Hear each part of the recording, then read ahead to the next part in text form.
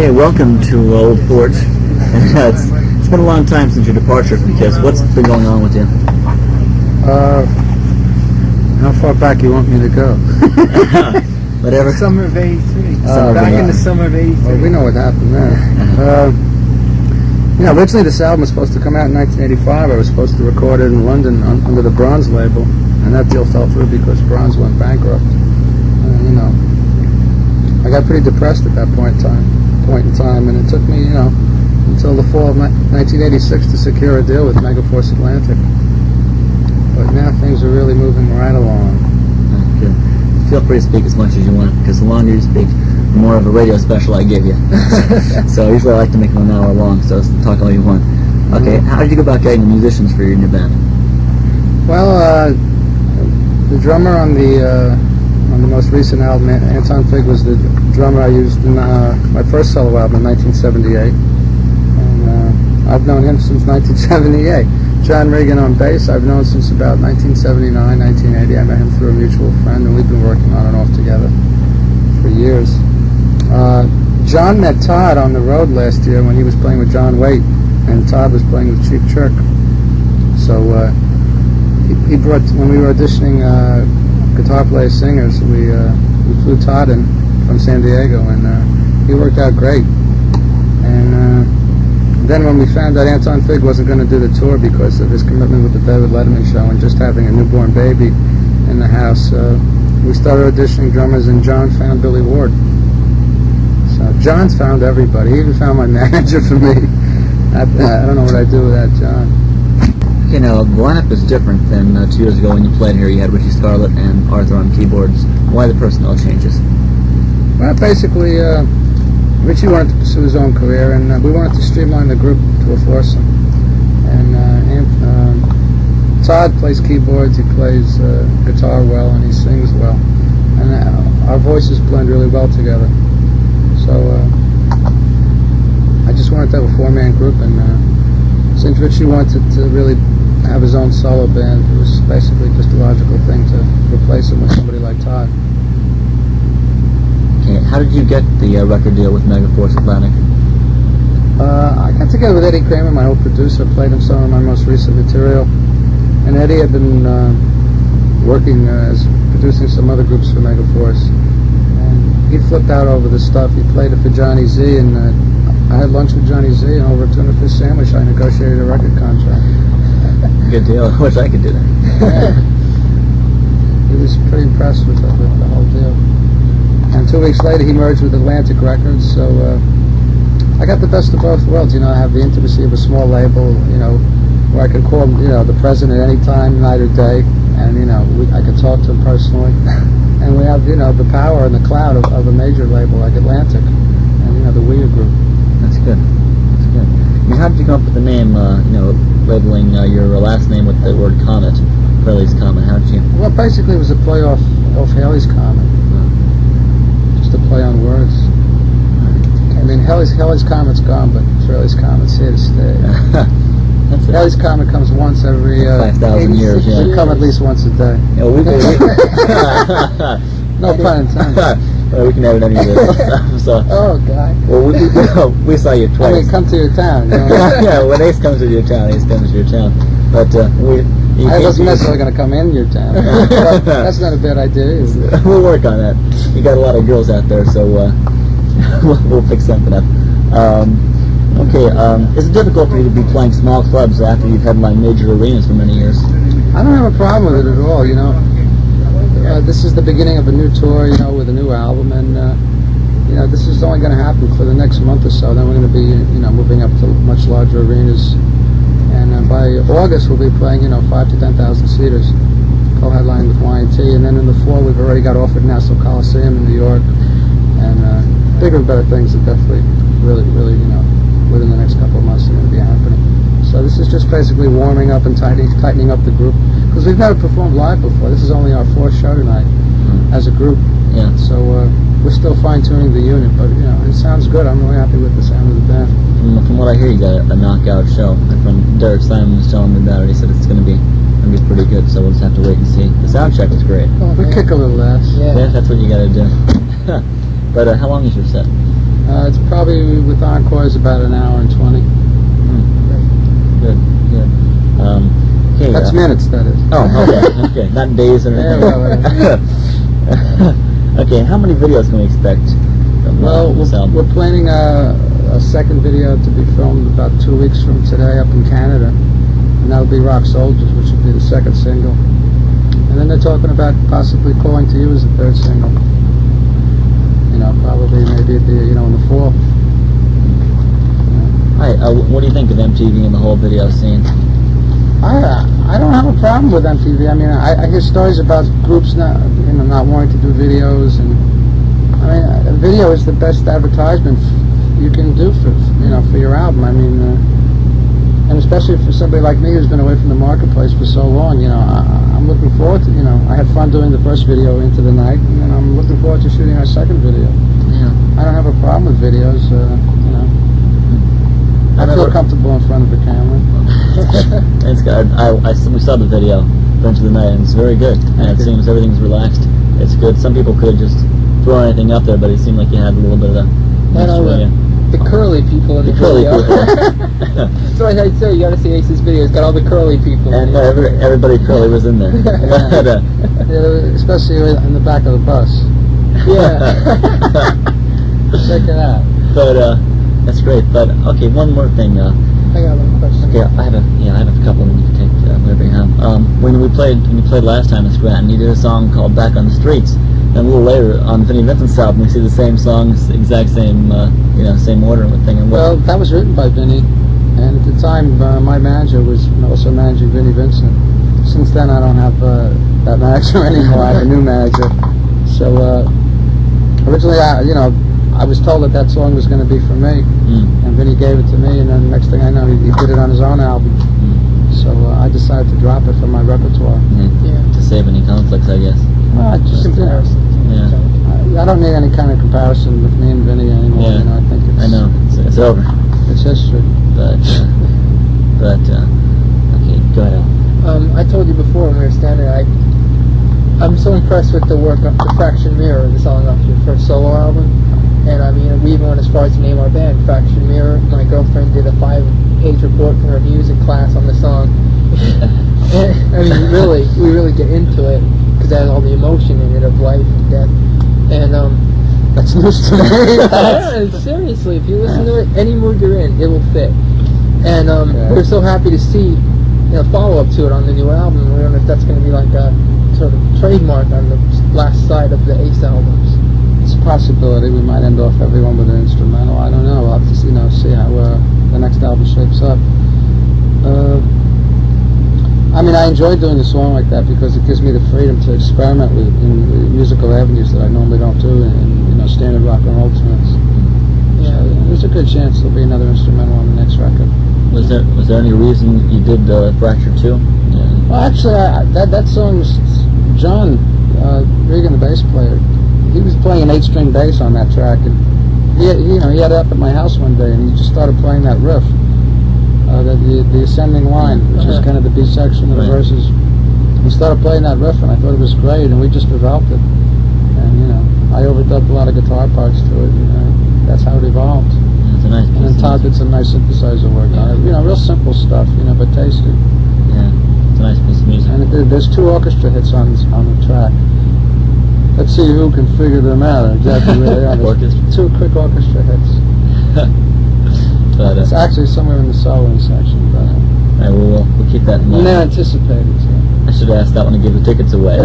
Pick out the orchestra. If kids calling up, well, I think it's which measure? Yeah, which measure is it in? Yeah, some metalheads calling up. Oh, G-Med, what's a measure? But how about another juicy question for Ace?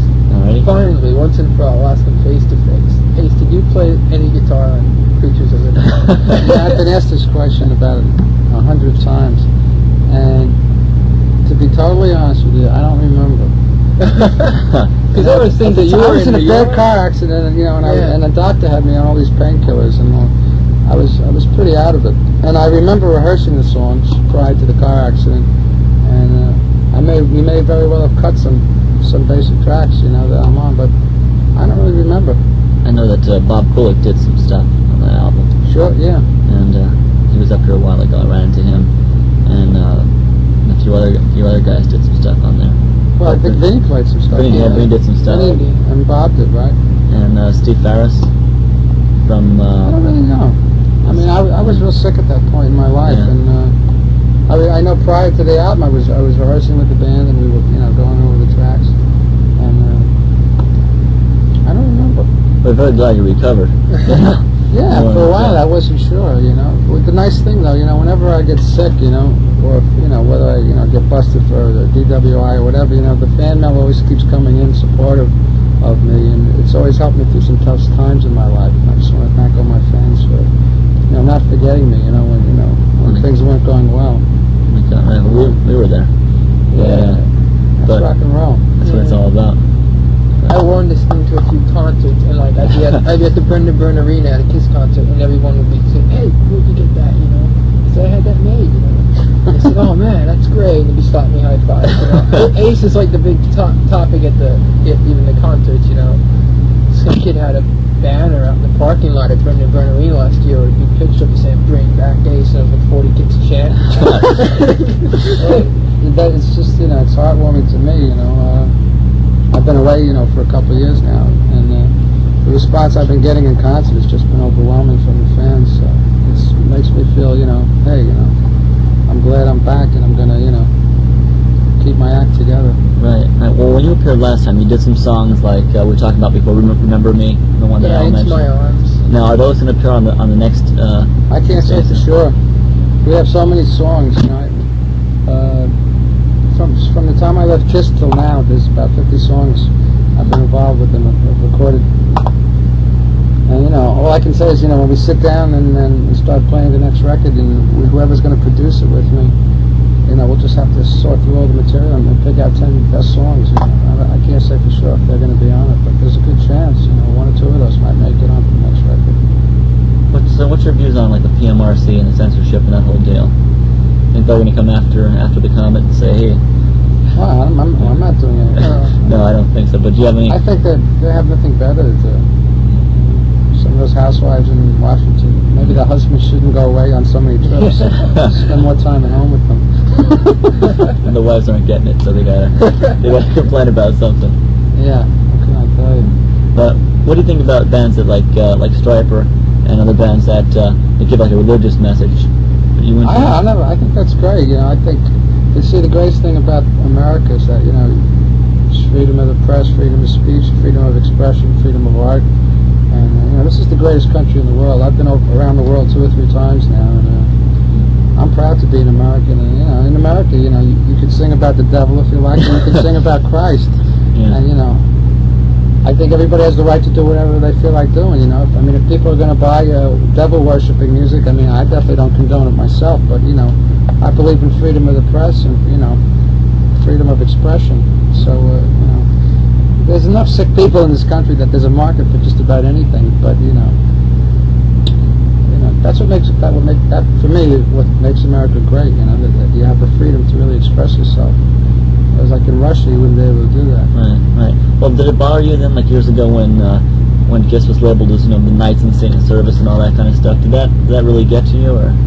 It actually just got us a lot of extra press that we probably normally wouldn't have gotten.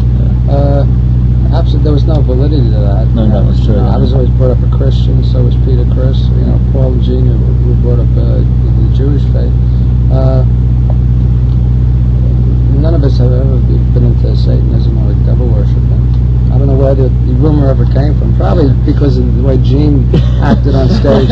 He was a mean-looking dude. You gotta admit. Yeah, he scared a few people in his day. He's still a little scary looking today. He is. But Alan, anything else to want to chip in? I'll keep that a few more here. I'm having a good time. Yeah. Anything else Ace you'd like to say to the fans, people out there? I just want to say thanks for hanging in there, and there's going to be a lot more coming from Ace Frehley in the future.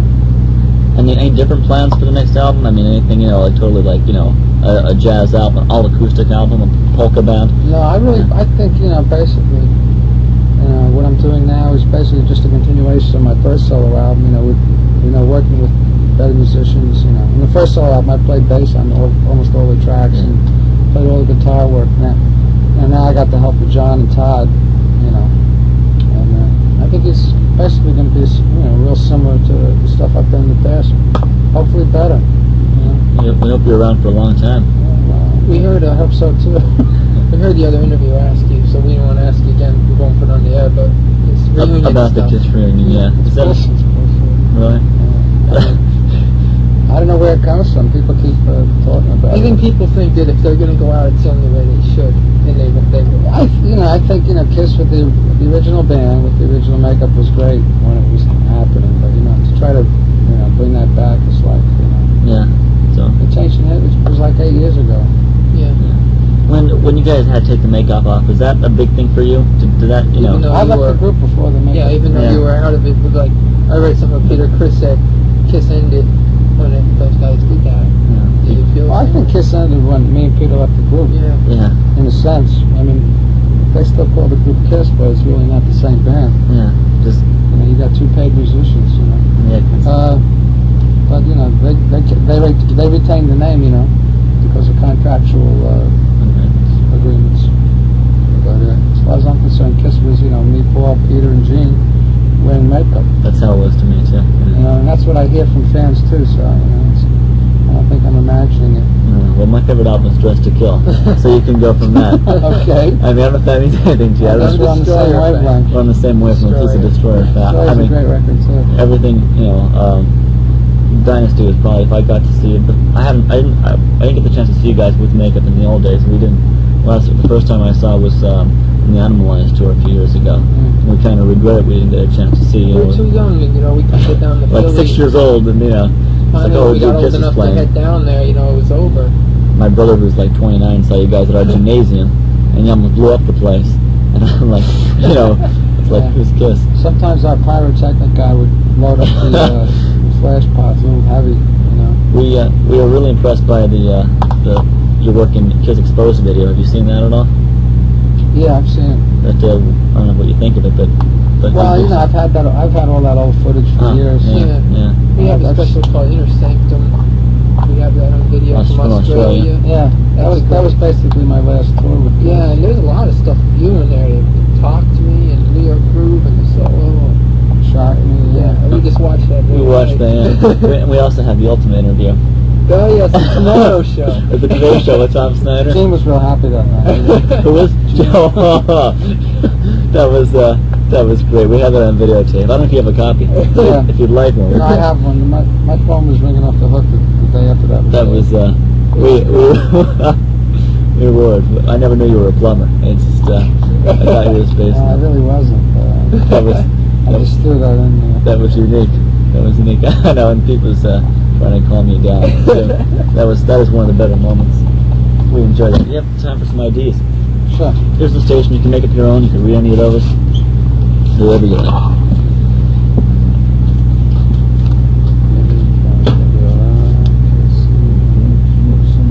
It's Wilkes-Barre. Wilkes-Barre, Wilkes-Barre, either pronunciation, however you want to say it. Well, Wilkes-Barre. Wilkes-Barre. Wilkes-Barre. Hi, this is Ace Frehley, and we got your rock right here on 88.5 WRKC in Wilkes-Barre, Pennsylvania.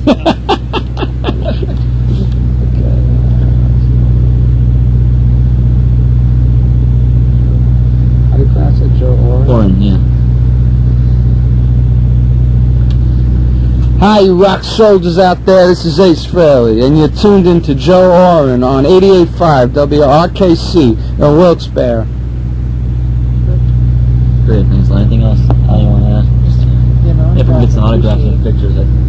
Hi, this is Ace Frehley, and we're rocking Into the Night. Yeah. Cool. I'll use them all. You can sit here and talk all day if you want.